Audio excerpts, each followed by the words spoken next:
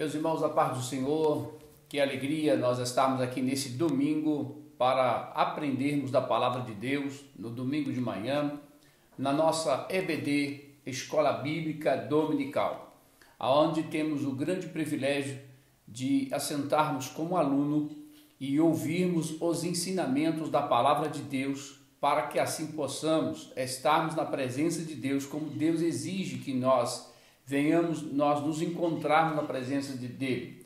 Então hoje nós estaremos estudando mais uma vez a palavra de Deus, e isso é um privilégio para nós. Escola Bíblica Dominical tem que ser um culto prioritário em nossa vida. Eu preciso dizer sempre isso aos irmãos, para você colocar isso em prioridade. Prioridade na tua vida, porque estamos estudando a palavra de Deus. É o aprender a palavra de Deus que teremos estrutura para poder vencer os dias maus. Portanto, ponha prioridade na tua vida de ter a revista, de estudar, de aprender a palavra de Deus. E a palavra de Deus só temos condições de aprender ela se assim nós nos esforçarmos. E é fundamental para a nossa vida. Escola Bíblica Dominical, ela é o culto essencial na nossa vida, o que nos ensina, o que nos alimenta, como devemos procedermos diante do Senhor. Pois bem, vamos nós orarmos nesse momento para nós iniciarmos este culto de adoração, de aprendizagem da palavra de Deus.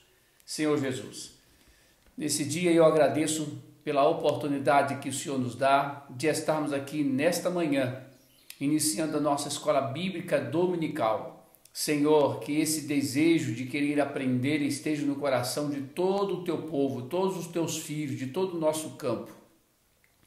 E que tenhamos a disciplina, meu Deus, mais e mais, de voltar a nossa vida para a palavra do Senhor e para o conhecimento da sua verdade. Por isso, meu Deus, desta manhã, nos ensina o contexto desse texto e revele de tua grandeza para com a nossa vida, no nome de Jesus. Amém.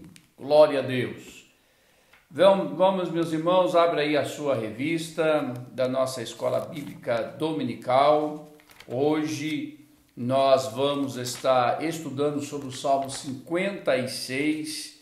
Olha, magnífico, magnífico, traz um ensinamento extraordinário sobre a nossa vida, nos ensinando como nós devemos confiar em Deus, como devemos ter essa confiança. Lição de número 7, no dia 17 de maio. Confiança em tempo de aflição é o tema do que nós estaremos estudando aqui nesse dia. Confiança em tempo de aflição. Esse tema já traz um leque de ensinamento extraordinário para a nossa vida. Porque aqui descreve duas palavras, confiar e aflição. Eu só posso confiar quando estiver em momentos de adversidade. A confiança, ela está voltada em tempo naquilo que porventura estou vivendo. Então, vivendo aflições, tribulações, dificuldade, mas isso não apaga a minha fé, isso não me faz ficar incrédulo. As aflições, as tribulações, as dificuldades, não. Então, eu só posso confiar quando porventura enfrentar uma adversidade como essa. E Davi, aqui no Salmo 56, irá demonstrar isso para nós, irá ensinar isso para nós. Ele, em meio à aflição, ele estava confiante no Senhor. Confiar é crer que em meio à adversidade, alguém irá te socorrer, e não deixar a adversidade ou a aflição apagar a sua fé, dizer para você que você será derrotado. A confiança é o oposto da palavra derrotado. Confiar é a certeza de que alguém ou que Deus irá nos socorrer, irá nos ajudar. Quando nós não confiamos, aí vem exatamente o contrário dessa definição. Se nós não confiamos, nós não acreditamos no poder sobrenatural de Deus em favor das nossas vidas. O confiar é ter a certeza que em meio às aflições seremos socorridos. Em meio às tribulações seremos atendidos. Em meio à dor haverá refrigério. Em meio à angústia haverá tranquilidade. É confiar, estou passando por isso esse momento, mas eu confio que eu irei sair disso. Uma das grandes verdades que a gente precisa aqui destacar, que em meio à aflição, sempre nós seres humanos temos a tendência de nos entregar à aflição, de nos entregar à dor e deixar isso, de certa forma, deprimir a nossa fé ou oprimir a nossa fé, fazendo com que a gente não confie integralmente em Deus, mas deixando a situação administrar a nossa vida. Não podemos deixar situação nenhuma aflição, nenhuma dor, nenhuma angústia administrar a nossa vida. Nós que temos que administrar isso.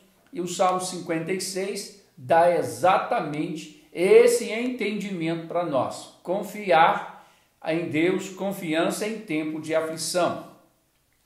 E precisamos aí destacar nesse leque desse tema, que é um leque magnífico, gigantesco, que o confiar, irmãos, em todas as aflições da vida, ela passa. Todas as tempestades, ela passa. Toda dor, ela passa. O que a gente precisa é confiar e administrar esse momento. Se a gente não tiver uma visão fixa em Cristo, se nós não tivermos uma determinação em Cristo e não confiarmos na sua palavra, que ele diz que nós temos condições de vencer, seremos vencidos pelas tribulações, seremos vencidos pelas aflições, seremos vencidos pela dor, seremos vencidos pela angústia ou pela tristeza. Mas, no entanto, aqui Davi, ele é o próprio exemplo disso. Ele estava numa aflição, mas essa aflição não o dominou e não ditou para ele o que ele seria, foi o contrário. Foi ele que ditou como ele procederia em meio a essa circunstância, em meio a esse momento. Então, confiar é acreditar em meio às tribulações, em meio às aflições, que alguém, que Deus especificamente irá nos ajudar, que Deus especificamente irá nos socorrer. Confiar em meio à aflição é ter a convicção de que nós não iremos sucumbir, de que nós não iremos ser derrotados. Confiar isso em meio à aflição, em meio à tribulação, é eu crer que em meio a tudo isso não irei ser derrotado, mas eu confio em Deus que nós conseguiremos vencer.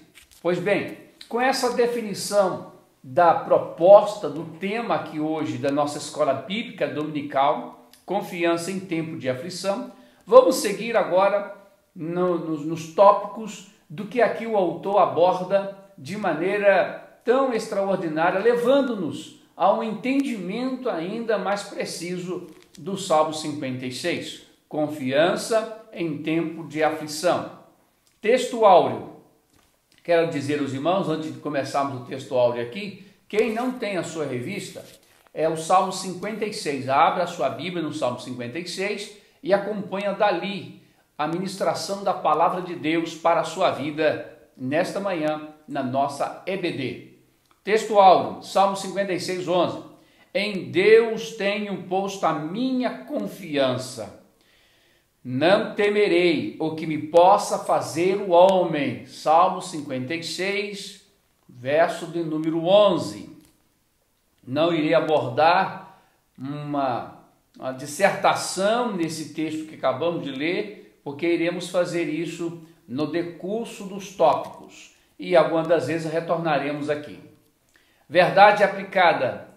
Uma firme confiança no Senhor é resultado de uma experiência pessoal com Ele, fundamentada na palavra de Deus. Irmãos, a palavra de Deus, ela é tão maravilhosa, uma fonte inesgotável, uma palavrinha, uma palavra comum da língua portuguesa ou qualquer outro idioma, irmãos, tem um significado dentro da palavra de Deus extraordinário.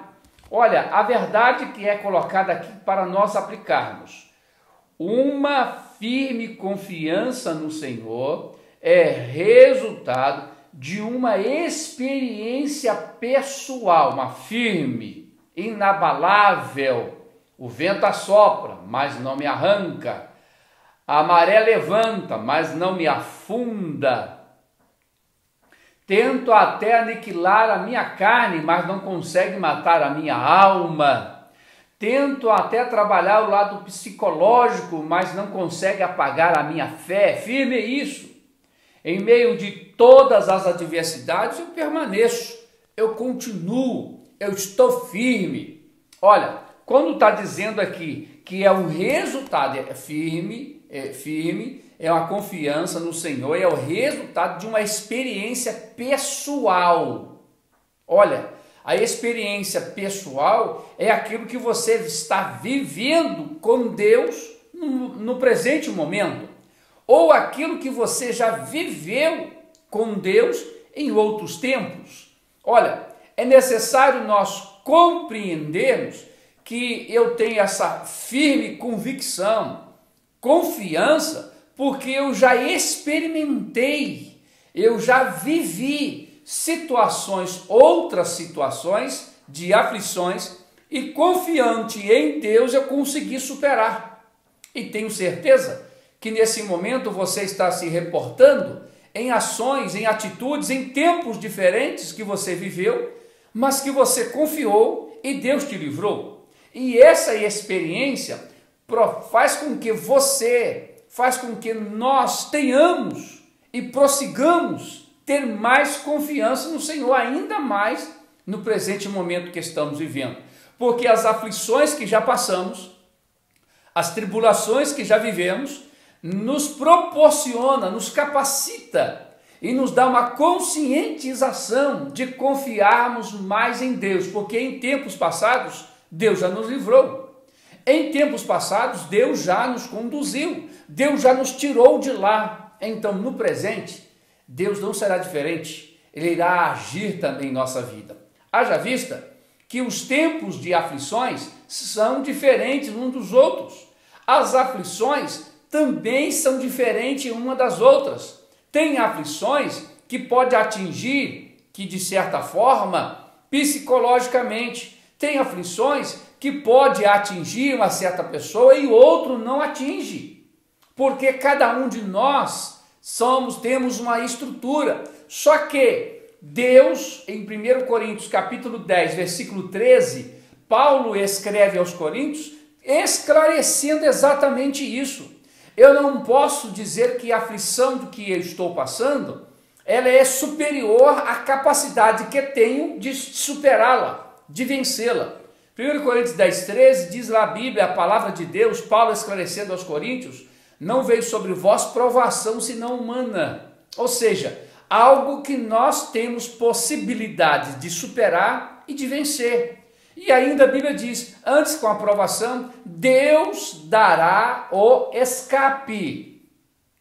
Deus nos ajudará a sair dela. Deus segurará em nossas mãos para sair dela. Então, a verdade que é para nós aplicarmos em nossa vida, no dia de hoje, nos ensinamentos aqui do Salmo 56, nos condicionará a termos mais fé, mais comunhão, para poder vencer as tribulações no presente momento que vivemos e outras quando vier, quando surgir, porque vão surgir outras, mas nós precisamos de estarmos na presença de Deus.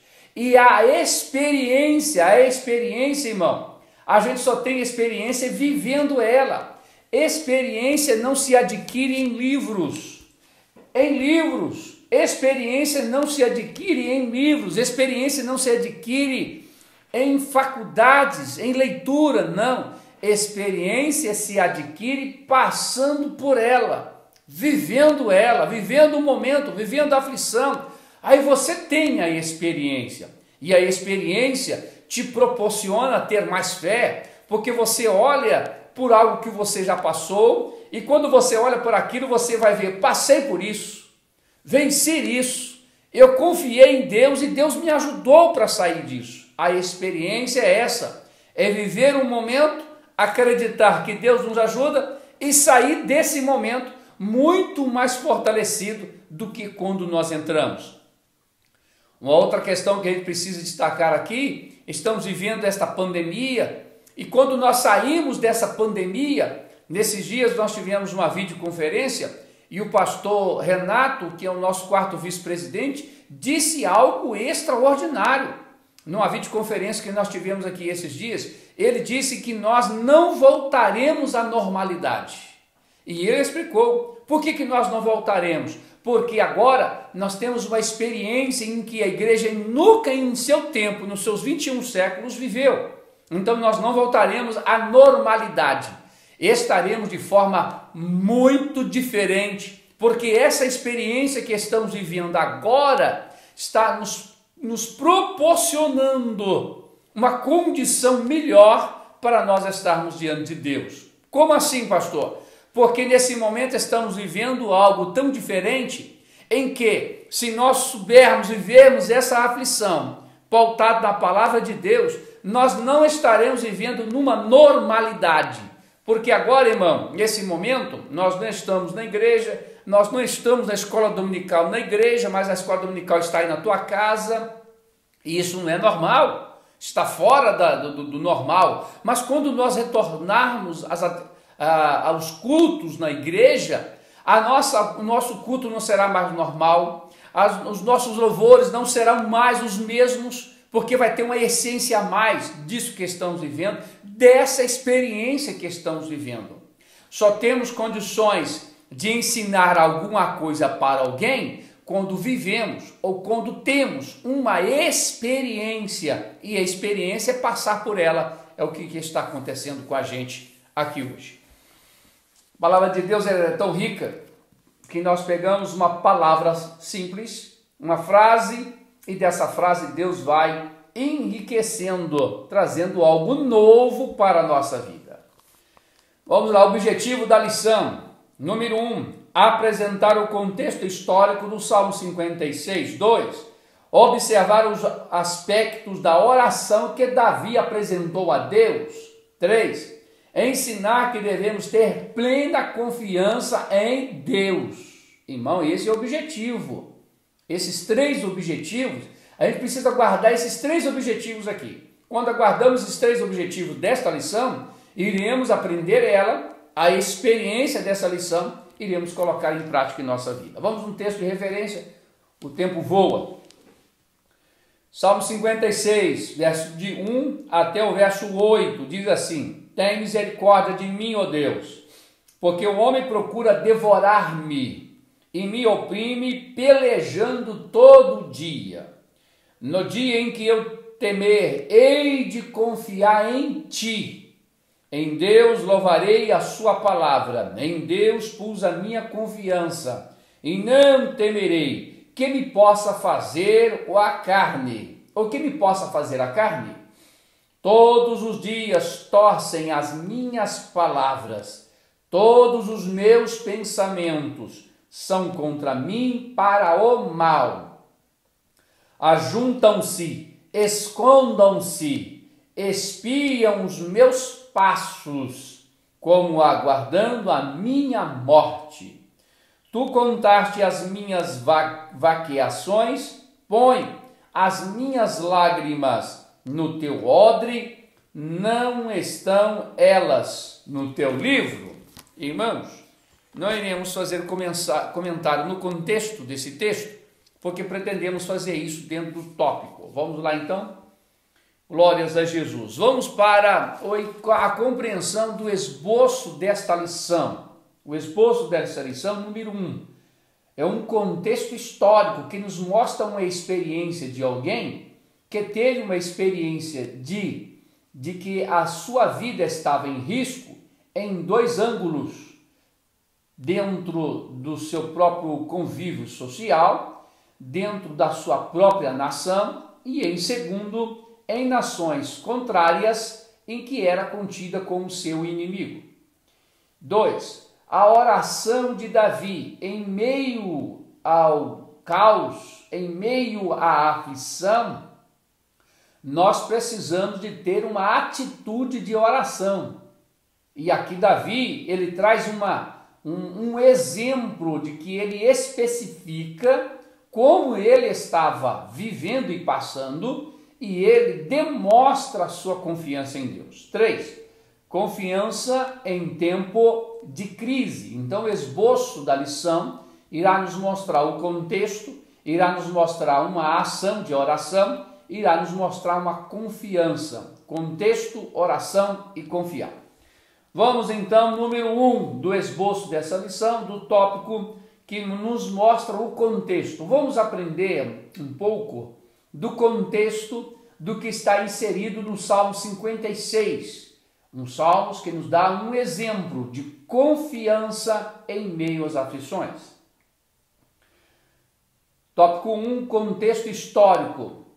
No Salmo 56, Davi expressa a situação complicada em que se encontrava, o medo em relação à circunstância que estava vivendo, marcada por ataques vorazes de seus inimigos, e levou a um profundo diálogo com Deus. Ele expressa ao Senhor sua esperança, sua súplica e seus medos. Embora fosse acostumado às batalhas, Davi estava fugindo de Saul, que planejava matá-lo. Nesta fuga, foi para Gate, cidade natal de Golias. Ele estava cercado, seja pelas ações de Saul, seja pelos prováveis ataques dos filisteus, a fim de vingar a morte de Golias. Irmãos, o contexto do Salmo 56, ele traz uma explicação e um esclarecimento veemente para a nossa vida. Davi, ele se encontrava numa situação de grande complexidade. Se ele ficasse na sua nação, Saul poderia até dar cabo de sua vida. Se ele fosse lá para Gate, como foi, para os filisteus, ele tinha derrotado o seu oponente, que era filisteu, Golias, que era o grande guerreiro dos filisteus, o que desafiava, o que estava desafiando o povo israelita. Então ele se encontra em meio a uma situação de grande complexidade. Se ele permanecesse, o próprio rei da nação dele estava querendo matá-lo. Se ele fugisse, se fosse lá para os filisteus poderiam de fato tentar contra a vida dele, pois ele matou o maior guerreiro deles. E eles sabiam, se tivesse dado cabo também a Davi, venceria o povo israelita. Irmão, olha a complexidade da aflição de Davi.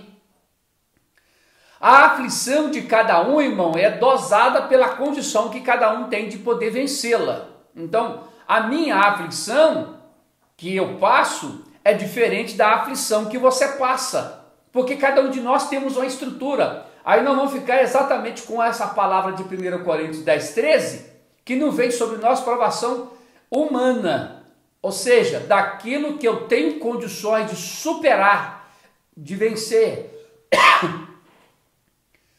Quando Davi ele se encontra em meio a essa adversidade, em meio a esse caos, essa complexidade, ele nos ensina algo, nos ensina que devemos ter a ação e nos ensina a ter confiança. Tem duas coisas que aqui nesse contexto especifica. A ação, ele não ficou de braço cruzado esperando a morte acontecer.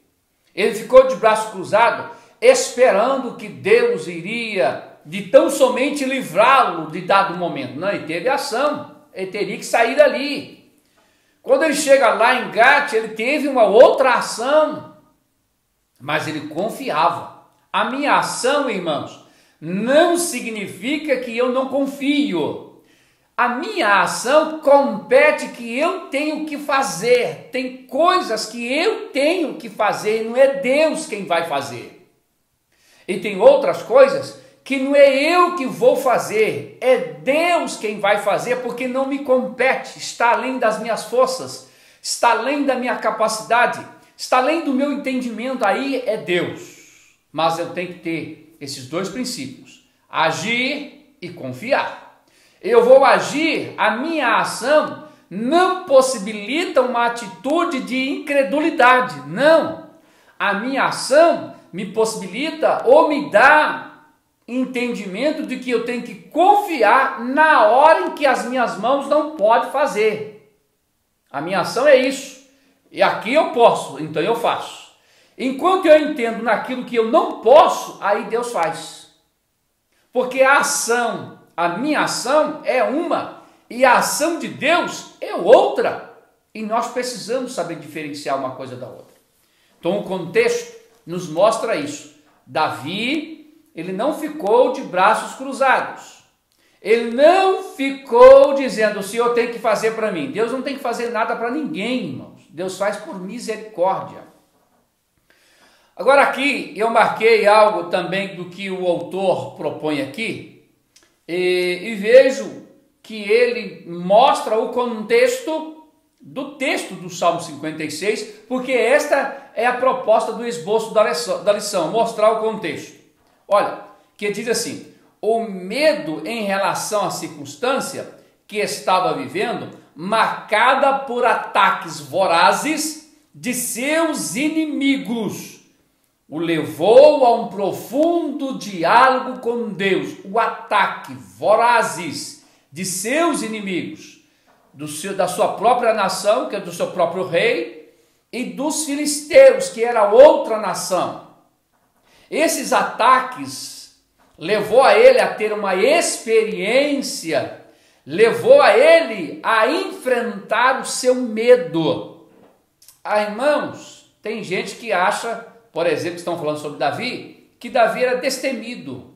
Não é essa a palavra, irmão. Corajoso não é a pessoa destemida, que não tem medo de nada. Não, não é isso. Corajoso é uma pessoa que sabe enfrentar os seus medos. Tem a ação de enfrentar os seus medos. E aqui, Davi estava enfrentando, mas pastor era guerreiro. Ele enfrentava, sabia as estratégias bélicas, tinha conhecimento de guerra, tinha como portar a espada, escudo, a lança e elaborar uma estratégia de guerra. Irmãos, sim. Mas há momentos em que aqui ele descreve, em que ele estava com medo da sua própria vida.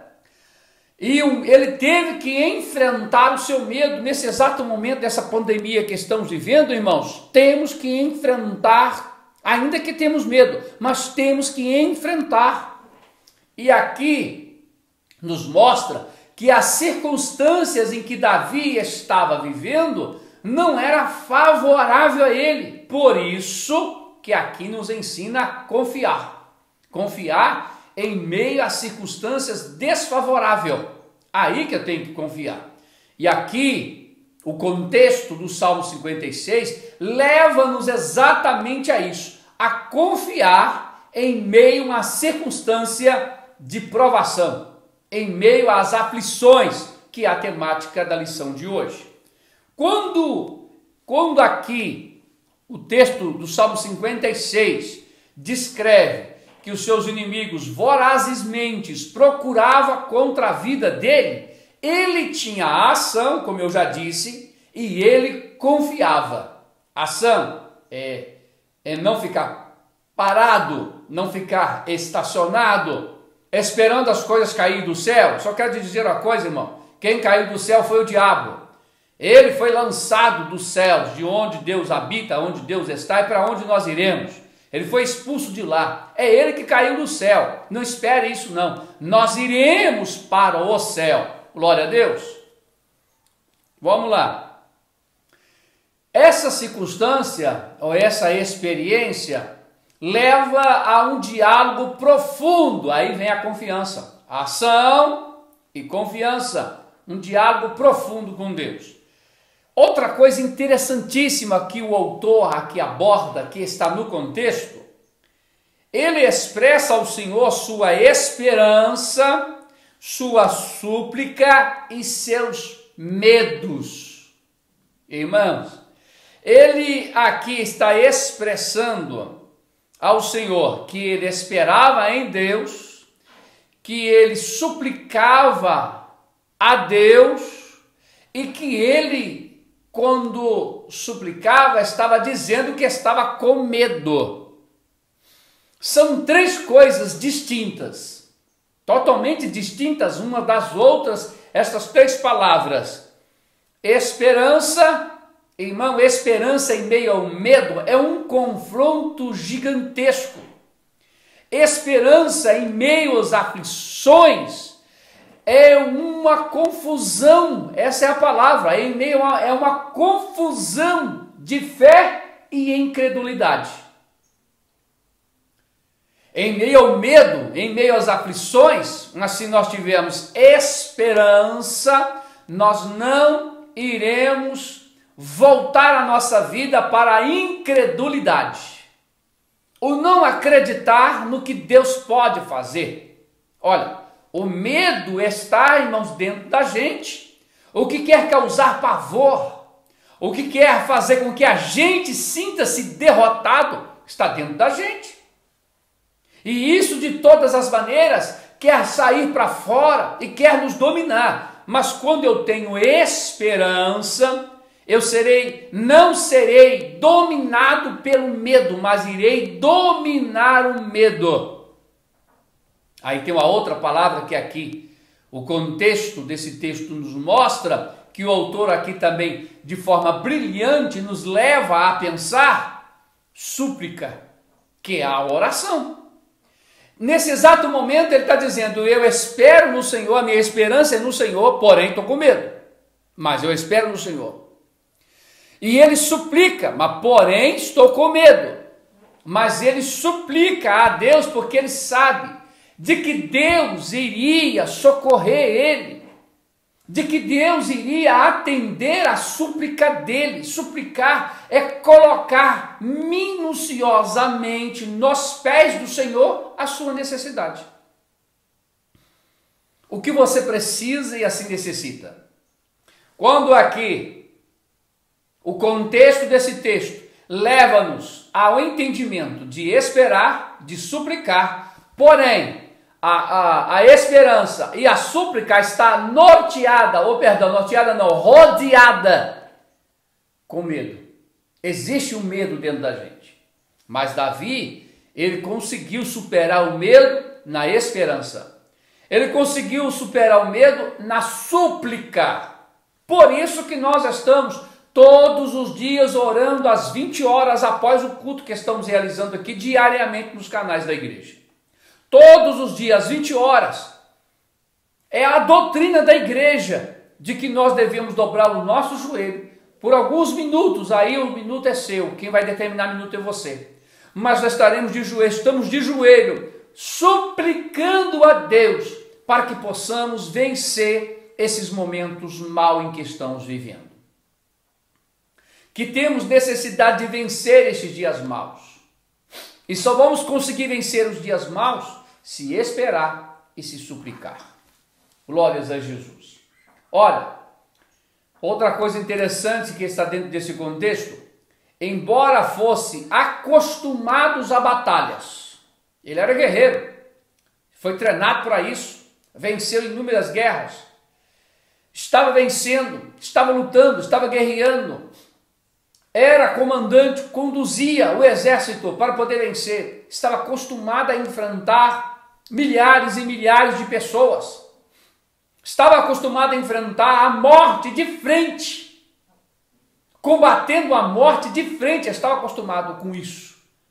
E de novo, ele está enfrentando a morte, através de Saul querendo matá-lo, e através dos filisteus, que teria também possibilidade de matá-lo, porque estava lá na terra deles. Então, ele convivia com a morte de novo, enfrentando ela de frente a frente, porém, numa condição diferente, que ele não poderia levantar-se contra o ungido do Senhor, e que, quando ele estava lá nos filisteus, ele estava vulnerável, e naquele exato momento ele compreende isso. E ele compreende que ele estava em outras terras, e de que naquele exato momento não conseguiria ele sozinho combater um exército, que ele dependeria de outras pessoas para ele elaborar uma estratégia de guerra para poder vencer o exército filisteu. Então ele estava vulnerável. Ele compreende isso. E diante disso, irmão, ele estava com medo. Primeiro porque ele não poderia levantar-se contra o ungido do Senhor. Ele não poderia, irmão, olha a palavra. Irmão, e Saul já havia perdido o reino. Mas Davi considerava ele como ungido. Saul já havia perdido o Espírito Santo. E Davi considerava ele ungido. Quando algumas pessoas tentam levantar-se contra alguém que lidera, irmão, quem conduz a liderança e quem vai falar da liderança é Deus. Quem trata é Deus. E olha, Saul já não tinha mais o Espírito Santo. Saul não tinha por Deus consideração como rei, porque Deus já tinha ungido Davi como rei, mas Davi estava esperando o tempo dele. Demorou aí quase 15 anos. Irmão, olha, quase 15 anos Saul perseguindo Davi, aproximadamente, estou dizendo aí um número não total, mas aproximadamente, perseguindo contra a vida dele, perseguindo ele. Mas Saul não tinha mais o Espírito Santo e Davi o considerava como ungido do Senhor. Olha a diferença. Olha a diferença. E Saul já tinha perdido o Espírito Santo, estava fora da direção de Deus, estava fora da forma que Deus queria, mas Davi considerava ele como ungido e disse que não iria tocar no ungido do Senhor. Por quê? Porque quem toca e quem tira e quem coloca o ungido é Deus. Glória a Deus. Olha, vamos lá. Pois Davi estava acostumado nessas batalhas, estava fugindo de Saul, que planejava matá-lo. Nesta fuga foi ele para Gate. No primeiro livro de Samuel, capítulo 21, descreve esta história. Vamos até ler lá, Preciso olhar muito tempo, que a gente se empolga, que a palavra de Deus é tão rica, e as coisas vai vindo, o Espírito Santo vai dando algumas coisas também, e nós, algumas das vezes, nessa empolgação, passamos até do tempo. Vamos lá, 1 Samuel, capítulo 21, que narra essa história. Vamos a partir do verso de número 10. 1 Samuel 21, 10. E Davi levantou-se e fugiu aquele dia de diante de Saul, e veio a Aquis, rei de Gate. Porém, os criados de Aquis lhe disseram: não é este Davi, rei da terra? Olha só, não é este Davi, rei da terra? Até eles já estavam sabendo disso. Não se cantava desde as danças, dizendo: Saul feriu seus milhares, porém Davi seus 10 milhares. E Davi considerou-se estas palavras no seu ânimo e temeu muito diante de Aquis, rei de Gate. Olha só, vou continuar lendo devido a tempo. Quando Davi estava na terra dos inimigos dele, que ele havia derrotado, que ele havia aniquilado Golias, quando ele estava ali, irmãos, vivendo aquele exato momento ali, não tem como precedir tempo, se era no início, se era alguns anos depois, não tem como falar tempo, e também esse tempo também não importa tanto, o que importa é o contexto. Então não sabemos se era tempo, se não era um tempo. Mas ele vive uma situação de grande complexidade, mas ele esperava e ele suplicava, e ele estava enfrentando os seus próprios medos. Vamos no 1.1, que eu vou ter que agilizar um pouco aqui. O Cântico das Mulheres, 1.1. Após Davi derrotar o gigante Golias, as mulheres de Israel vieram até Saul cantando: Saul feriu os seus milhares, porém Davi os seus 10 milhares. 1 Samuel 18, 7. Ao ouvir aquela canção, Saul irou-se e passou a ter inveja de Davi. Irmão, inveja, coisa do diabo. E o espírito maligno apoderou-se dele, e ele passou a perseguir a Davi. Irmãos, precisamos de dar um destaque aqui à palavra inveja. Inveja, invejoso, é todo aquele que não tem habilidade de fazer o que o outro faz, mas quer fazer. Não é somente querer fazer, mas tem raiva porque o outro tem capacidade e possibilidade de fazer. Por isso que ele fica com inveja. Não é somente querer fazer, porque ele vê o outro fazer, o outro tem capacidade e ele não tem. A inveja é essa. E na verdade, quando Saul ele fica invejoso da forma em que o povo, em que as mulheres descrevia a ação de Davi, a atitude de Davi. E no entanto, quando isso acontece, essa inveja acontece com Saul, o que acontece? O Espírito Santo sai e o espírito do mundo, do diabo entra. Olha, irmão, o perigo que é isso, a inveja, hein?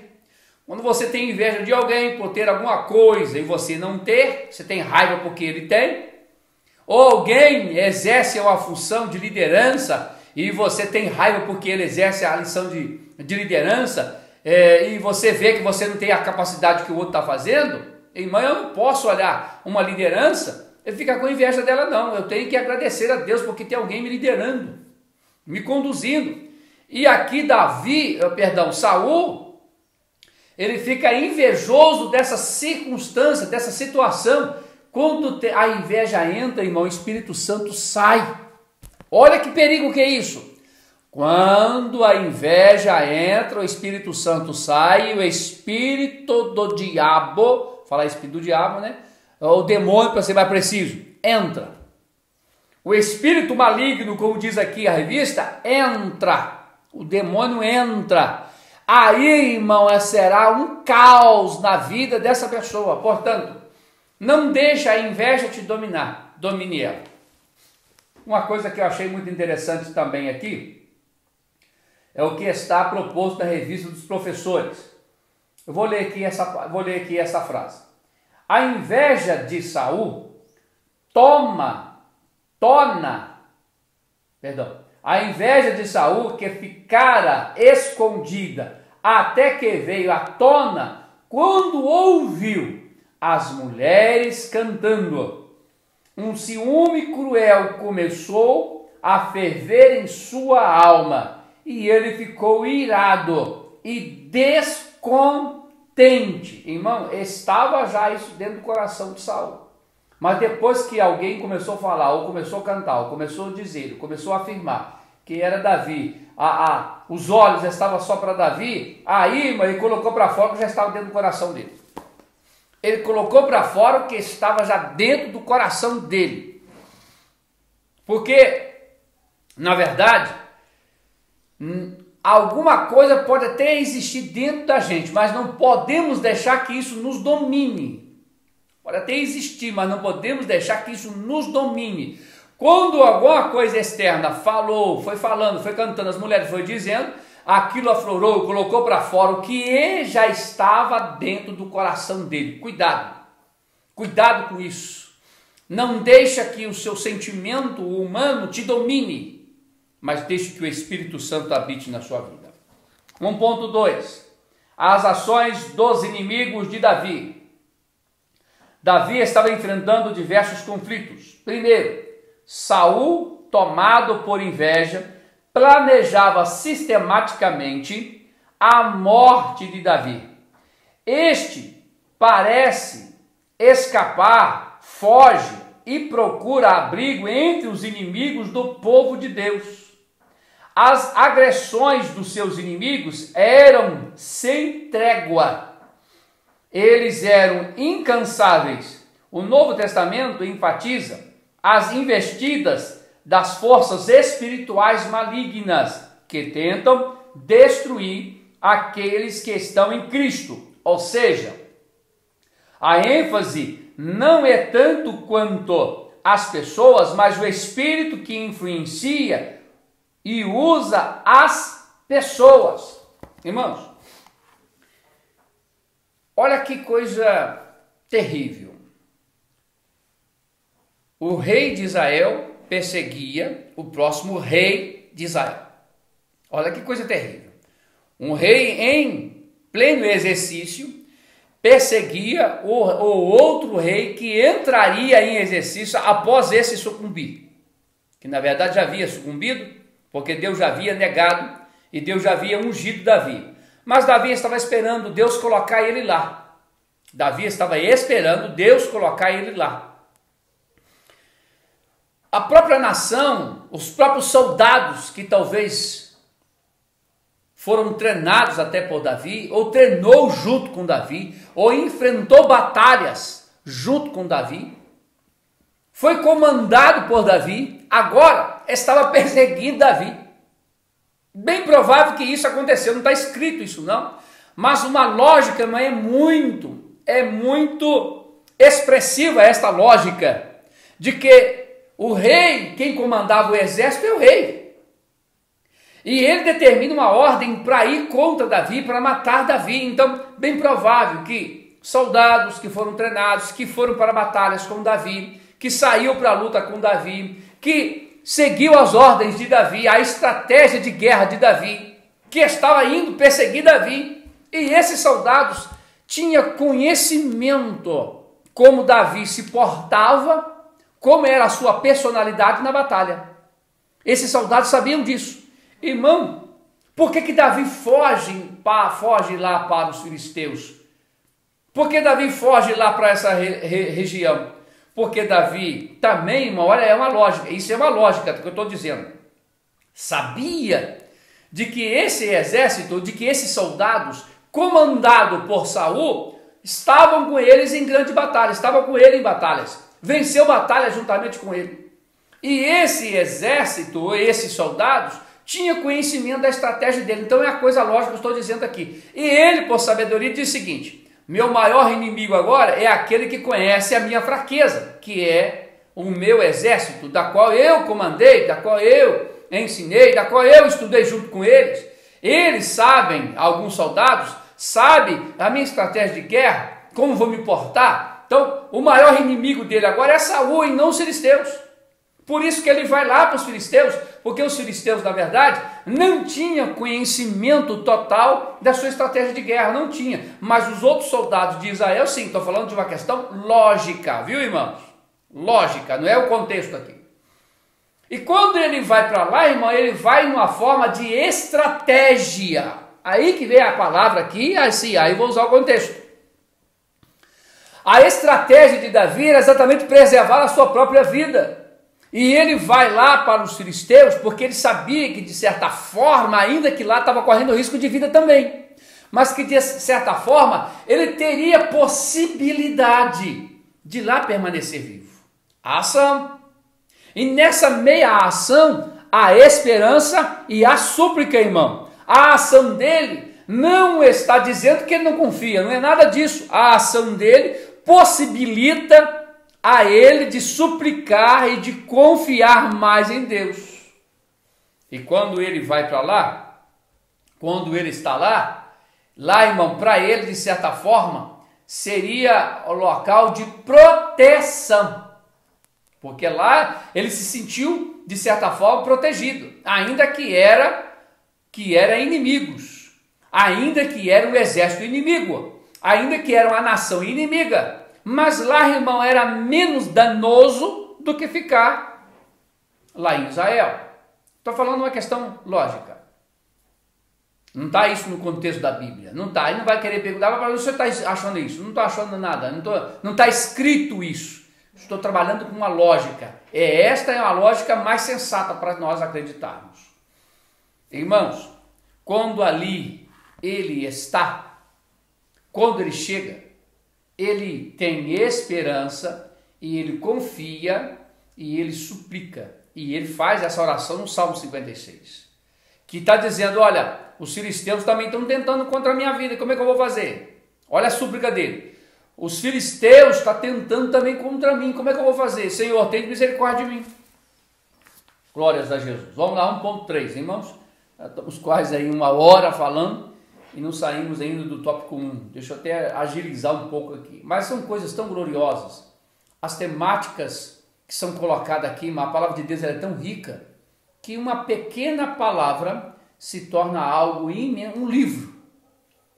Um livro que é interminável, porque a palavra de Deus é interminável. 1.3. Uma guerra inglória. A guerra arquitetada por Saul contra Davi era inglória, uma verdadeira caça à pulga, como bem descreve o próprio Davi nos primeiro Samuel 24:14. Saul organizou todo o seu aparato do seu exército, que acabei de dizer, com mais de 3.000 soldados, irmão, olha que coisa, para matar Davi, que estava acompanhado apenas de 600 soldados. Nessa atitude provável de Saul, podemos inferir as nossas. Muitas vezes encontramos em conflitos por pequenos problemas, tornando-os grandes. Gastamos tempo e recursos a fim de provarmos as nossas razões. Isso aqui é sério demais. Entramos em discussões intermináveis. Precisamos nós compreendermos em toda essa circunstância em que ele está vivendo, em que Davi está vivendo. Nós encontramos aqui, nesse tópico 1.3, verdades, e essas verdades traz uma clareza sem precedente para nós. Olha, que este acontecimento, como eu disse lá atrás, quem sabe Davi lutou com esse exército, treinou juntamente com eles, ou treinou alguns para poder ir para a batalha, e agora Saul, irmão, movido pela inveja, ele sai com 3.000 homens à procura de Davi, tentando acabar com a vida de Davi, tudo movido pela inveja. Olha o que a inveja faz. A inveja, quando a inveja entra, o Espírito Santo sai e entra o espírito maligno. Estava tentando contra a vida de Davi, tentando contra a vida dele em todos os momentos. Nessa é importante eu destacar aqui que ele queria Saul acabar com a vida de Davi, achando que com isso iria acabar com a glória dele, queria acabar com a honra dele. Irmão, esta guerra, vamos falar guerra civil para a gente entender mais aqui, mais comumente, esta guerra civil, ou esta guerra entre pessoas das mesmas nação, não iria dar glória a Saul, não iria honrar a Saul se porventura Saul fosse bem sucedido em acabar ou em matar Davi. Não iria dar honra a ele, não iria dar glória a ele, não iria. Irmão, aí vem uma grande questão que eu preciso destacar para você, que nós não tem vantagem nenhuma de nós ficarmos guerreando uns com os outros, de ir para as redes sociais, como é proposto aqui, para ficar, irmão, propagando desgraça, propagando problema. Irmão, preste bem atenção, aqueles que estão em Cristo não pode agir desta forma, porque se agir desta forma, está com o espírito maligno e não com o Espírito Santo, porque o Espírito Santo irá nos proporcionar a possibilidade de pregar o Evangelho, boas novas, e não coisa ruim. Quando Saul estava à procura de Davi para matá-lo, ele achava que se vencesse Davi, iria dar ele honra, iria dar ele glória. Não dava honra nenhuma, irmão. Nós guerreamos contra o outro, nós nos enfrentarmos contra os outros, e tem muita gente que é covarde, vai para as redes sociais para poder ficar falando mal da igreja, mal de algumas coisas. Irmão, vamos pregar o Evangelho. Se você tem algo que é da palavra de Deus, pregue a palavra de Deus. Olha, o gladiarmos um contra os outros, ou lutarmos um contra os outros, não nos dá honra em nada, é desonra. E aqui, Saul saiu com 3.000 homens para poder para poder derrotar, matar, e achando que isso iria dar honra para ele. Não dá honra nenhuma. Irmão, nós temos uma guerra civil entre nós evangélicos, não promovem nada, é o contrário, só vai distanciar a gente de Deus. Glória a Deus. Vamos lá. Outra coisa interessante que aqui preciso até destacar, que está na revista dos professores. A palavra de Deus no livro de Hebreus 12:15 declara: tendo cuidado de que ninguém se prive da graça de Deus, de que nenhuma raiz de amargura brotando vos perturbe, e por ela muitos se contaminem. Irmão, vou ler de novo. Hebreus 12:15. Tendo cuidado de que ninguém se prive da graça de Deus, de que nenhuma raiz de amargura, brotando vos perturbe, e por ela muitos se contaminem. Cuidado com a amargura. Irmão, vamos lá. Tem poucos minutos. Graças a Deus. Agora, vamos para o segundo esboço dessa lição, que o primeiro é o contexto, e já temos uma noção desse contexto. Agora nós vamos aqui para a ação de Davi, e a ação de Davi, podemos dividir ela em duas escalas. A ação de Davi no momento de preservar a sua própria vida, de ter cuidado de sua própria vida, e a segunda escala, a ação de Davi em suplicar. Ou seja, não ficou de braço cruzado, esperando Deus fazer, porque Deus tem a obrigação de fazer com ele, porque Deus ungiu ele como rei. Aí que tem um grande erro, tá? As pessoas acham que Deus me chamou, então agora ele tem a obrigação de fazer para mim. Não tem, não. Tem que ter a ação.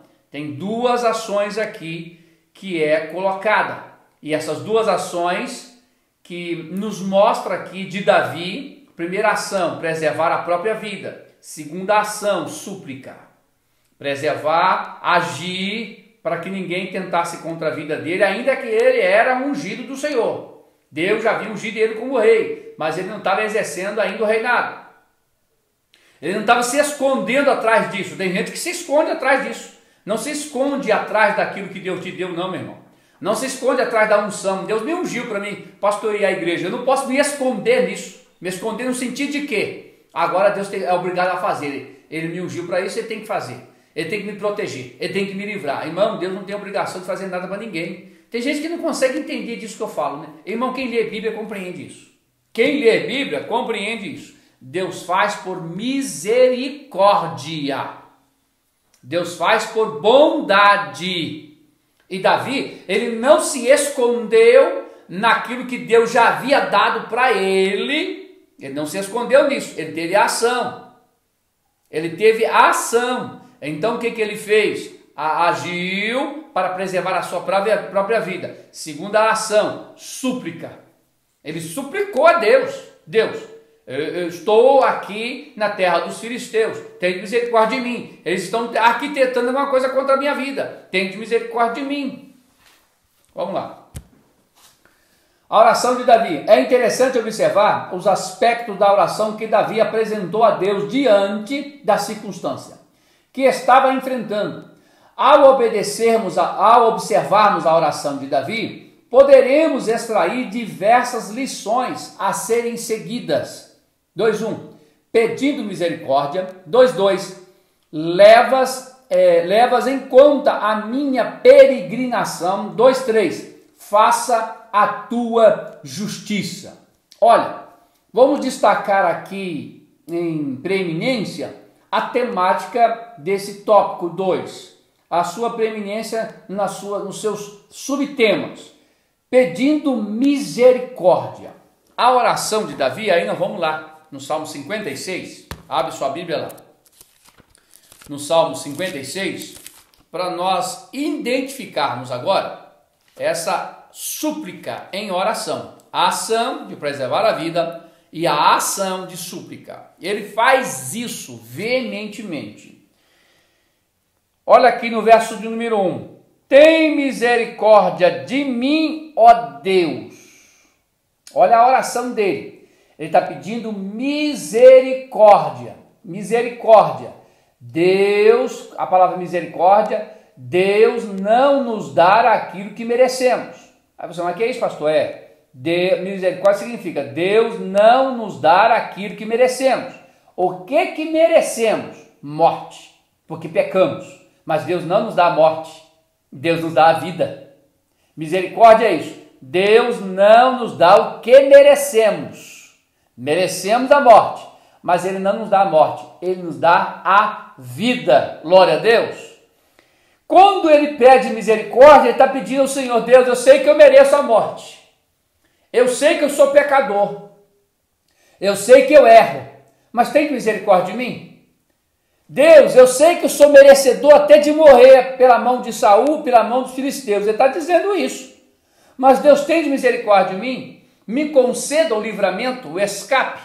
Quando ele está pedindo, tem misericórdia de mim, ó Deus, porque o homem procura devorar-me e me oprime, pelejando todo dia, irmão. Deixa eu dizer uma coisa para os irmãos aqui. Além de ter a questão de preservar o próprio corpo físico, a própria vida, tinha ainda, irmãos, ele saber discernir as coisas, porque tanto Saul quanto os filisteus estavam atacando ele psicologicamente, dia e noite. Irmão, o medo, o pavor, a circunstância estava atacando Davi psicologicamente dia e noite, além dos ataques físicos que estava tentando contra a vida dele, mas o lado psicológico, irmão, era dia e noite, como também está acontecendo nos nossos dias. Temos ataque físico com essa doença, mas tem um ataque psicológico que é mais agravante ainda. Muitas das pessoas não irão, em nome de Jesus, contrair isso, e quem contrair, em nome de Jesus, eu proclamo a cura. Mas o ataque psicológico, irmão, está sendo colocado de maneira veemente, continuadamente. O que estava acontecendo também com Davi, estava atacando ele psicologicamente, quando vai atingir o lado psicológico nosso, atinge o lado psicológico nosso, atinge a fé, atinge a confiança, atinge a determinação. Quando somos afetados psicologicamente, algumas das vezes, irmãos, nem tanta fé temos, nem tanta confiança temos, mas ele era atacado constantemente, todo dia, psicologicamente, para poder fazer com que ele se entregasse. Irmão, o ataque psicológico é para se entregar, para dizer, já sou derrotado mesmo, então eu vou me entregar. O número de soldados de Saul é muito maior do que as pessoas que estão comigo, então eu vou me entregar. O ataque psicológico é para promover a entrega. Mas deixa eu dizer uma coisa para você. Eu e você temos a mente de Cristo, e não será estas coisas externas que vai nos afetar psicologicamente, porque eu confio no meu Deus. O meu Redentor vive, e Ele cuida nos mínimos detalhes da minha vida e da sua. Quando ele faz essa oração e pedindo misericórdia, e ele diz, e fala, irmão, ele faz essa oração detalhadamente, informando para Deus, olha só, por isso que eu tenho ensinado constantemente que a oração não pode ser uma oração coletiva, se eu perdoo todos os meus pecados, amém. Não, não é por aí, tem que ser minuciosamente, porque Deus precisa saber, Deus já sabe, irmão. É nós que não sabemos, o problema somos nós, é eu. O problema somos nós, a nossa pessoa. Quando eu falo detalhadamente, eu estou consciente do erro que fiz, para que não venha fazer mais. Aqui, na verdade, quando ele pede, tem misericórdia de mim, Deus, porque o homem procura devorar-me. Ele fala minuciosamente. E me oprime. Ele fala dos acontecimentos que estavam acontecendo na vida dele, do lado psicológico. Oprime. Irmão, a oprimição psicológica, ela é muito pior do que a física, porque o lado psicológico não tem lugar, não tem hora, não tem dia e não está presente, tenta afetar diariamente, e estavam tentando fazer isso, fazer com que Davi acreditasse que ele não poderia mais vencer, que ele não era mais um soldado, que ele não tinha mais um exército para comandar, alguém estava seguindo ele porque era bandido, porque as pessoas que estavam seguindo ele não eram bem vistos pela sociedade e nem eram preparados para a guerra, não eram. Então, irmãos, estavam tentando de toda maneira oprimir ele através da guerra psicológica, e repito mais uma vez, e isso tem acontecido também nos dias atuais, e vai acontecer até o dia que Jesus vier buscar a sua igreja, trabalhar o lado psicológico, afetar a fé, afetar a comunhão, afetar a determinação, fazendo com que a gente se entrega. Irmão, nós temos que se entregar para Deus e não entregar-se para a circunstância. Glórias a Jesus. Vamos lá. Ei, glória a Deus que o relógio está indo. Vamos no 2, tá? 2:1. Ele está pedindo misericórdia. Ele fala especificamente sobre esse pedido de misericórdia. E nós precisamos de pedir misericórdia. 2:2. Levas em conta a minha peregrinação. Olha, aqui eu preciso até de ler o esboço da lição. Perdão, ler a narrativa do autor. Davi está clamando por socorro para escapar da morte. Precisou percorrer um caminho. Esta peregrinação foi marcada por lágrimas. O salmista expressa que tem certeza de que Deus sabe da sua aflição e dificuldades, assim como do seu contínuo cuidado. Interessante, estas expressões, contaste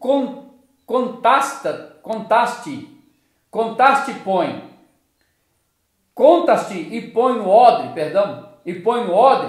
estão o teu livro, indica não apenas conhecimento de Deus, mas sua atenção favorável. Deus não está alheio aos nossos sofrimentos. Quando Jesus esteve presente na terra, não só enxergava, mas tinha compaixão pelo sofrimento das pessoas.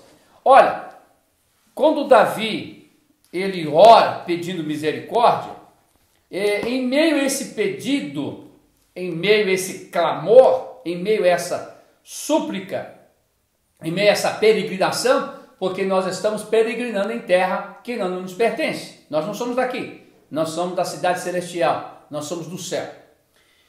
Quando ele faz isso, faz essa oração, é interessante que ele expressa que tem certeza de que Deus sabe da sua aflição e de sua dificuldade. Ele sabia de que Deus sabia da aflição dele, da dor dele, da angústia dele, da peregrinação dele, do sofrimento dele. Ele tinha certeza que Deus sabia disso. Mas, contudo, ele, na oração, ele fala da dificuldade em que ele estava vivendo. Irmão, quando eu esboço isso, eu estou dizendo que eu dependo de Deus. Eu estou afirmando que eu necessito de Deus, que os meus conhecimentos não são suficientes para me livrar da aflição, que a minha experiência do que eu já vivi não é suficiente para me livrar da dificuldade, não é suficiente, daquilo que eu já estudei não é o suficiente, nem é capaz de fazer com que eu venha vencer ou superar a dificuldade.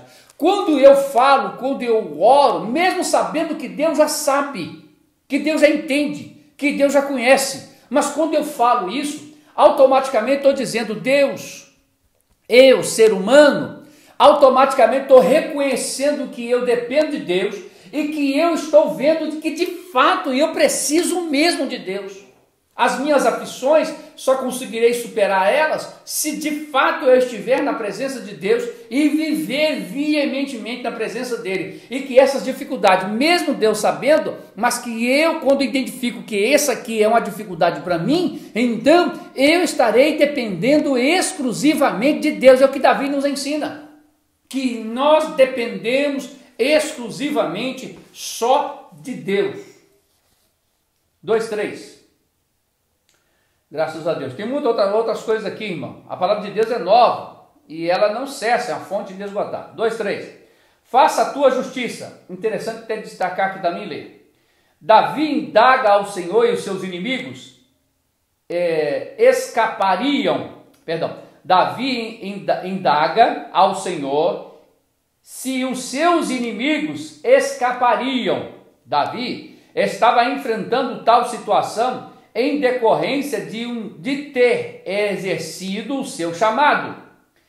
Não praticara qualquer ato para dar ensejo à fúria de Saul. Olha, a ação dele não poderia ter Saul a desculpa, que seria o fator predominante, essencial para provocar a sua ira. Muito pelo contrário, Davi, ele treinava e ele comandava o exército para vencer as guerras, para dar nome para Saul. Olha que coisa. Porque quem reinava é Saul. Quem estava sendo o rei de Israel era Saul. O trabalho dele, o enfrentamento da guerra, o enfrentar a morte, frente a frente, como ele enfrentava, a luta dele era para vencer as guerras, para o Saul continuar reinando. E ele já havia sido ungido rei.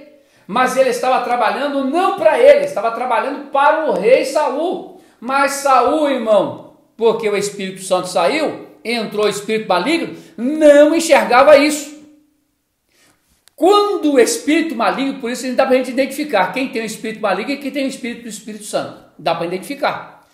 Quando o espírito maligno entra, irmão, a pessoa não consegue enxergar coisa boa, só consegue enxergar maldade. Só consegue enxergar maldade. Tudo que a pessoa, para o outro lado, faz coisa correta, coisa boa, não para o seu próprio nome, para o nome da outra pessoa, mas a pessoa não consegue enxergar. O que ele está fazendo é para provocar coisa boa para este outro que vai receber. Mas ele não consegue ver isso, porque ele está possuído pelo espírito maligno. É fácil de identificar quem tem o Espírito Santo e quem tem o espírito maligno. Porque quem tem o espírito maligno, ele não consegue ver coisa boa, ele só consegue ver coisa ruim. Tudo que o outro faz para promover coisa boa, ou para até mesmo promover a vida, ele só consegue enxergar maldade. Só consegue enxergar coisa ruim. Irmão, Saul só enxergava Davi como inimigo, e era o contrário, Davi era amigo. Saul só conseguia enxergar Davi como alguém que poderia tirar ele do trono, e Davi não estava lutando contra Saul para tirar ele do trono, ele não estava fazendo isso. Ele estava lutando contra os filisteus, contra os midianitas, contra todos os exércitos que viviam, que tinha ali em Canaã, para poder exatamente destronar esse exército, esses reinos, para que Israel de fato possuísse a terra. Ele estava lutando em favor de Saul, e não em favor dele mesmo. Mas quem tem o espírito maligno não consegue enxergar coisa boa, só consegue enxergar maldade. Irmão, é fácil de identificar. Eu consigo identificar quem tem o espírito maligno e quem não tem. Conseguimos identificar, irmão, a palavra denuncia o que está dentro do coração da pessoa. Porque quando procede, só tem a visão de maldade, só tem a visão de coisa que não presta, só tem a visão de demônio, só tem a visão de coisa errada. Irmão, quem tem o evangelho, nós precisamos de ter a visão dos céus e não a visão de troço errado. Oh, Jesus, tem misericórdia da nossa vida. Saul aqui, na verdade, ele tinha essa prerrogativa, falar essa palavra, prerrogativa, de agir dessa natureza, porque ele estava possuído pelo espírito maligno. E o espírito maligno, irmão, só vai levar para confronto, só vai levar para desgraça, só vai levar para perseguição.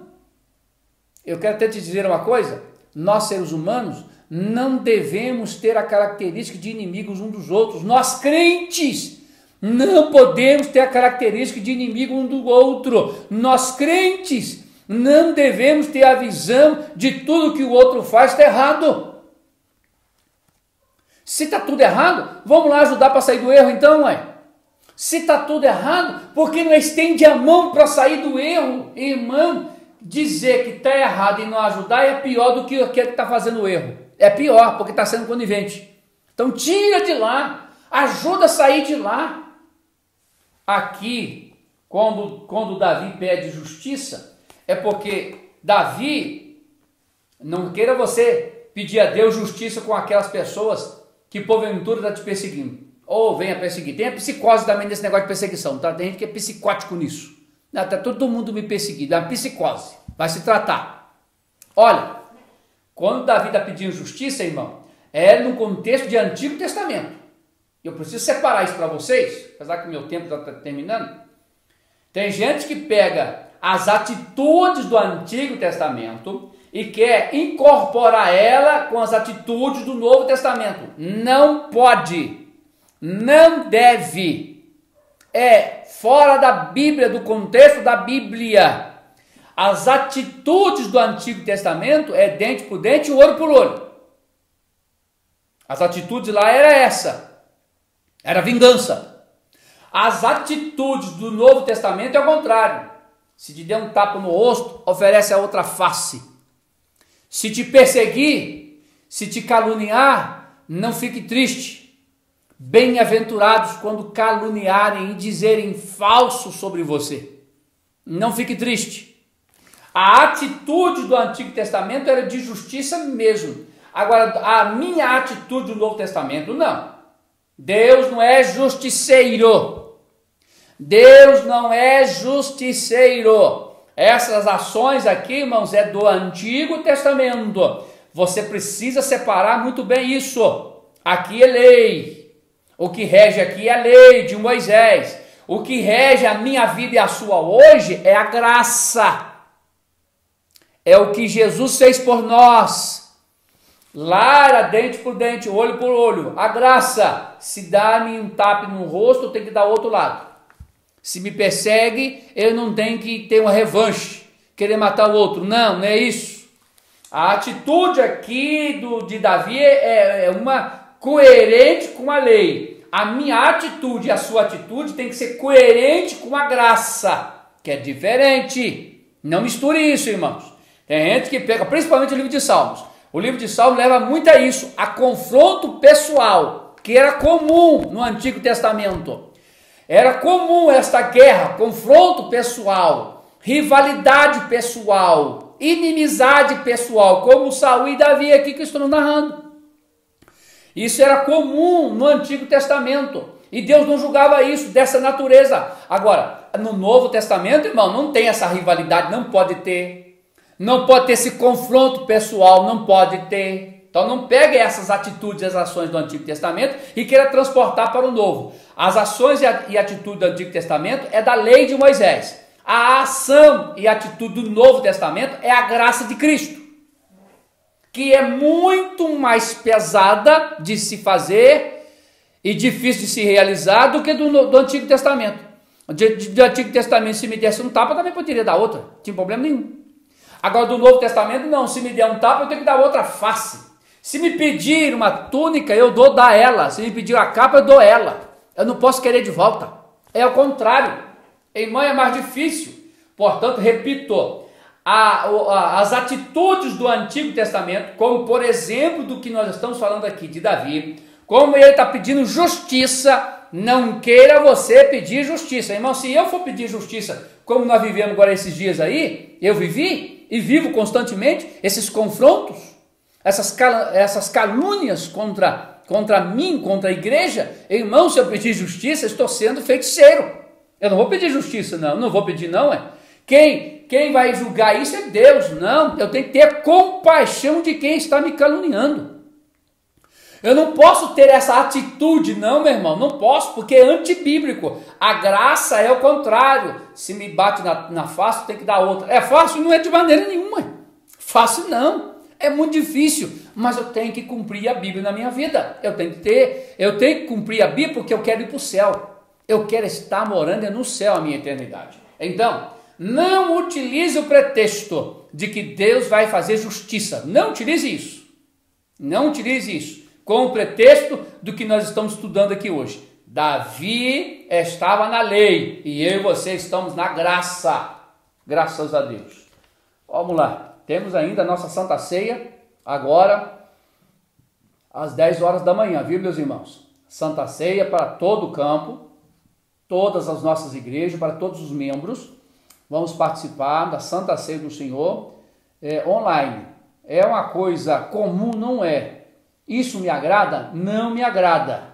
Estou favorável disso? Não estou favorável disso. Irmão, não me agrada, não estou favorável. Mas é o meio que nós temos agora. Tá, é o meio. Ah, mas está escrito isso na Bíblia, pastor? Não, está escrito. Tira essa coisa da cabeça, gente. Tem umas infantilidades que me faz até pecar.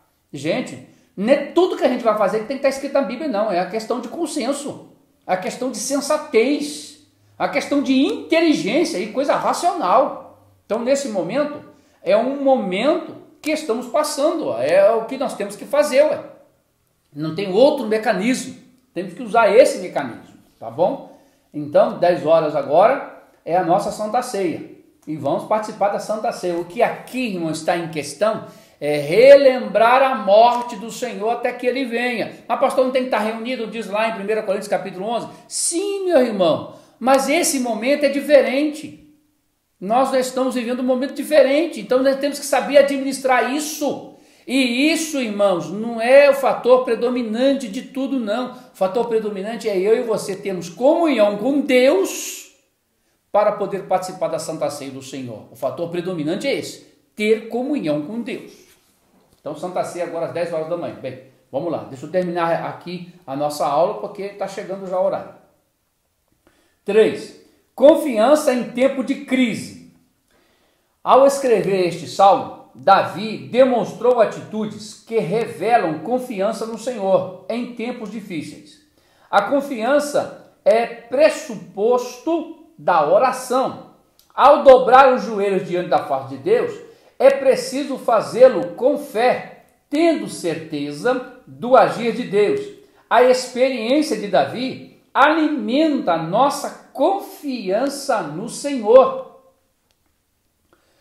Olha, a palavra confiança tem um significado muito preciso e especial.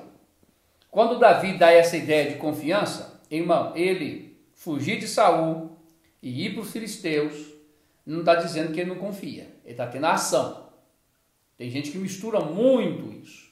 Não está dizendo que ele não confia, está tendo ação. Confiança, vamos dizer aqui, dar alguns exemplos da Bíblia mesmo. Exemplo dos jovens que estavam na Babilônia, que foram jogados da fornalha de fogo porque não dobrou o teu joelho diante da estátua de Nabucodonosor. Daniel capítulo 3. Eles não dobraram o teu joelho, foram jogados da fornalha. É interessante, não vou ler o texto devido ao tempo, mas lá capítulo 3, é interessante, Daniel 3, que quando o rei diz, eu vou tocar de novo e vocês vão dobrar. E eles disseram, olha, rei,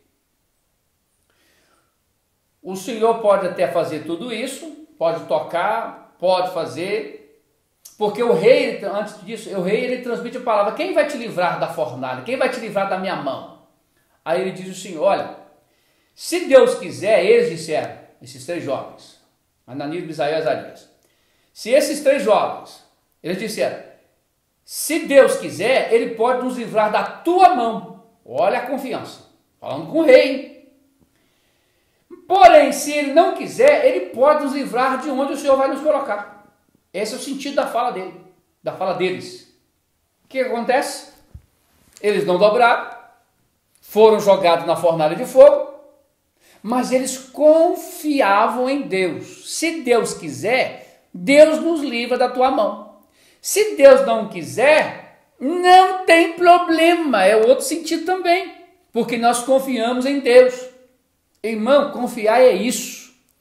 Confiar é ter a certeza, se Deus quiser, Ele faz agora. Se Deus não quiser, Ele pode nos livrar do fogo, da queimadura dentro da fornalha. Mas se Deus também não quiser nos livrar da queimadura do fogo da fornalha, Ele livrará a nossa alma do lago de fogo. porque estamos confiantes em Deus. Confiar é um pressuposto em meio à dificuldade, que tudo parece contrário e nada está dando certo, mas eu continuo confiando. Vamos um outro exemplo também, Daniel, por exemplo, capítulo 6 de Daniel. Ele foi jogado nas covas dos leões exatamente por uma estratégia ou uma armadilha que tentaram contra a fé dele. E ele foi jogado nas covas dos leões. E quando ele foi jogado nas covas dos leões, irmão, ele não deixou de orar, não deixou de buscar, não deixou de seguir exatamente o que estava colocado na palavra de Deus, de buscar em Deus, de orar. Ele não cessou. As leis dos babilônicos não amedrontou ele, mesmo que isso custasse a sua vida. Não amedrontou. Ele seguiu com a sua confiança. Foi jogado nas covas dos leões. Deus o livrou da boca dos leões. E outros vários exemplos, não tenho tempo para isso. Só para nós entendermos e termos um significado da palavra confiança. Confiar, irmãos, é no ato da dificuldade. Aí que a gente tem que confiar. Lembro mais uma vez, os 3 jovens confiou na presença do rei. Deus, se Deus quiser, Ele nos livra da tua mão. Se Ele não quiser, Ele pode nos livrar do fogo. Isso é confiança. Em meio à adversidade, em meio à dificuldade, em meio a algo aparente, estava confiante. É o que estava acontecendo também com Davi. Ele estava confiando em Deus, que Deus poderia livrar ele de Saul, que Deus poderia livrar ele dos filisteus. Isso é confiar. Confiar é crer em meio à dificuldade que está provocando medo, que está provocando pavor, que está trabalhando o psicológico, que está tentando de toda maneira tirar a fé. Confiar é isso, em meio à dificuldade, em meio ao medo, em meio ao pavor, em meio àquilo que está tentando afetar o lado psicológico da gente, é eu confiar. Confiar no que Deus pode fazer. É isso que eu tenho que ter no meu coração. Glórias a Jesus. Meus irmãos, vamos lá, deixa eu correr aqui para terminar. Olha, só vou ler aqui o 3:1, perdão. Louvor à palavra de Deus. É o que propõe também aqui, dando louvor. 3:2. O medo não prevalece diante a confiança. Já destaquei isso aqui e já vou para o final. E vou para o final e vou fazer uso aqui da revista do professor, que tem algo muito interessante que descreve exatamente essa palavra confiança. O anjo disse a Maria: não temas. Irmãos, isso é confiança. Aos pastores de Belém disse: não temais. Jesus disse a Jairo, pai da menina de 12 anos que havia morrido: não temas. Aos discípulos que estavam enfrentando a tempestade marítima: não temais. Então, irmão, tudo é enfrentamento do medo. Aos 3 discípulos que estavam com ele no momento da transfiguração, disse: não tenhais medo. No Antigo Testamento, Moisés disse ao povo para que não tivesse medo quando nas pelejas. Irmão, tudo está no enfrentamento direto, no enfrentamento frente a frente, aquilo que estamos enfrentando, direto. O confiar é isso, é eu enfrentar isso e eu continuar confiando. É não deixar que isso que está querendo me provocar medo seja maior do que a minha confiança. E isso que está me confrontando de face a face não venha a ser maior do que a minha confiança. Como exemplo, nós lemos aqui, o anjo disse para Maria: não temais. Jesus disse para os seus discípulos: não tenhais medo. Em Apocalipse capítulo 21 e o verso 7 ou 8, se não me falha a memória, ficarão de fora os tímidos. Essa palavra tímidos, se não me falha a memória no grego, vou falar aqui, mas não com tanta precisão, significa deilos, que quer dizer tímido, covarde. Quando está dizendo aqui, é a mesma palavra. Ficarão de fora os tímidos, os covardes. Ou seja, aquele que deveria enfrentar, ele deixa esse enfrentamento ou essa coisa que está te dando mal, fazendo mal, te provocando pavor, seja maior do que a sua confiança. Confie somente no Senhor, porque Ele cuida dos seus. Vamos concluir aqui, meus irmãos. Conclusão, que o Espírito Santo nos ajude a conservarmos uma firme confiança no Senhor, mesmo diante de tantos desafios, e prosseguirmos na jornada cristã, sabendo que os propósitos de Deus prevalecerão na vida do seu povo. Romanos 8, 28 até o 31. Deus assim os abençoe, rica e abundantemente. Terminamos aqui nossa escola bíblica dominical. Próximo domingo, se Jesus não vier buscar a sua igreja, e se na igreja não estivermos, teremos o culto aqui, a escola dominical aqui no mesmo procedimento online, e estaremos na lição de número 8, apresentando ao Senhor os nossos questionamentos. Muito interessante esse tema aqui, tá? Tem gente que mistura demais essas coisas aqui. Apresentando ao Senhor os nossos questionamentos. Vamos aprender a respeito do questionamento, ok? Então, no próximo domingo, às 8 horas da manhã, aqui também, em nome de Jesus. Terminando agora a nossa escola dominical, nós vamos logo a seguir com a nossa Santa Ceia. Santa Ceia do Senhor. Estamos relembrando a morte do Senhor até que Ele venha buscar a sua igreja. Irmãos, repito mais uma vez, estou me agradando desta forma de fazer a ceia? Em momento nenhum. Primeiro que sou leitor da Bíblia e procuro cada dia ler Bíblia e colocar em prática. Em momento nenhum me agrada. Mas na verdade é o momento e nós temos que agir. E o que está em questão aqui, irmão, não é a qualidade do suco e nem a qualidade do pão. O que está em momento aqui é relembrar, porque o suco e o pão é simbolismo.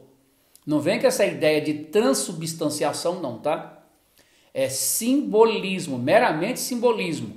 A questão aqui é relembrar a morte do Senhor até que Ele venha. Vou dar até uma certa explicação desta forma de relembrar a morte do Senhor, veementemente, em dado momento mais preciso, ok? Então, Santa Ceia, agora às 10 horas da manhã, online, com todo mundo na sua casa, que já pegou a sua Santa Ceia, esteja aí já preparado para daqui um pouquinho já estarmos participando. Vamos orar para encerrarmos a escola dominical e já logo alguns minutos depois já estaremos na nossa Santa Ceia, em nome de Jesus. Meu Deus, muito obrigado por esse momento, te adoramos pela nossa escola bíblica dominical, pela oportunidade que tivemos, mas esse dia de estarmos aqui estudando a tua preciosa palavra e aprendermos de sua verdade. Obrigado, meu Deus, pelos ensinamentos da escola bíblica dominical, pelas verdades que aqui foram transmitida para nós através do Salmo 56. Que a tua boa palavra esteja em nosso coração e possamos cumprir ela e confiar cada vez mais no Senhor, em nome de Jesus. Amém. A graça de nosso Senhor Jesus Cristo, o grande amor de Deus e a comunhão do Espírito Santo seja com todos juntos. Amém. E a paz do Senhor, igreja.